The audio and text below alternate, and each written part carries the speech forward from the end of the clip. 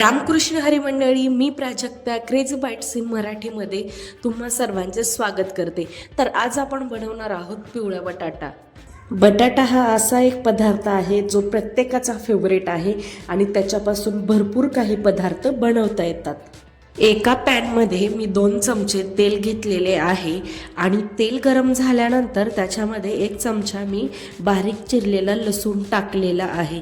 लसूण टाकल्यानंतर मी अर्धा चमचा अद्रक टाकलेले आहे. अद्रक तसे ऑप्शनल आहे, तुम्हाला जर आवडत असेल तर तुम्ही टाका किंवा नका टाकू. त्याच्यानंतर 1 चमचा मोहरी आणि 1 चमचा जिरी आणि मी 1 वाटी बारीक चिरलेला कांदा टाकलेला आहे. नंतर मी 4 मिरच्या बारीक चिरून टाकलेल्या आहेत. तर मी कोथिंबीरीचे थोडेसे डेट होते ते बारीक चिरून टाकलेले आहे. कढीपत्ता माझ्याकडे नव्हता म्हणून मी नाही टाकला, तुम्ही कढीपत्ताही याच्यामध्ये ऍड करू शकता.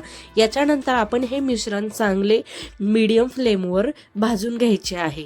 कांदा आपल्याला जास्त करपवायचा नाहीये. कांदा चांगल्या प्रकारे भाजल्यानंतर त्याच्यामध्ये मी अर्धा चमचा मीठ टाकलेले आहे. तुम्ही तुमच्या टेस्टनुसार मीठ टाका. अर्धा चमचा मी धना पावडर टाकलेली आहे आणि थोडीशी हळद टाकलेली आहे. आता आपण कांदा चांगल्या प्रकारे परतून घेऊया.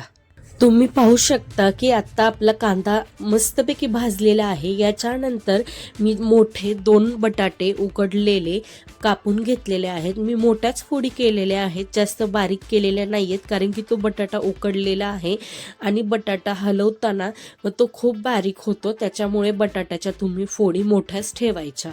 बटाटा मस्तपैकी सगळ्या सारणामध्ये छान मिक्स करून घ्या. गॅसची फ्लेम तुम्ही मीडियमच ठेवा. हा बटाटा लहान माणसांपासून ते म्हाताऱ्या माणसांपर्यंत सर्वांचाच फेवरेट आहे. अशा बटाट्याची भाजी तिखट नसते जास्त, त्यामुळे सर्वजण ही भाजी खाऊ शकतात. माझा तर हा बटाटा फेवरेट आहे. लहानपणी मी शाळेत कधीही आमची सहल चालली की आईला म्हणायचे, मला पिवळा बटाटा आणि पुरी नक्की डब्याला बनवून दे बरं का. बटाटा तयार झाल्यानंतर त्याच्यावर मस्तपैकी हिरवी कोथिंबीर टाकून त्याला आपण छानपैकी हलवून घेऊया. कसा वाटला हा पिवळा बटाटा मला कमेंटमध्ये नक्की सांगा आणि अशा प्रकारे तुम्हीही बनवा. मला माहिती आहे हा सर्वांना बनवता येतो, पण तरीही मी म्हणतेय म्हणून एकदा बनवा. पिवळा बटाटा बनवताना तुम्ही बटाटा जास्त उकडून घेऊ नका.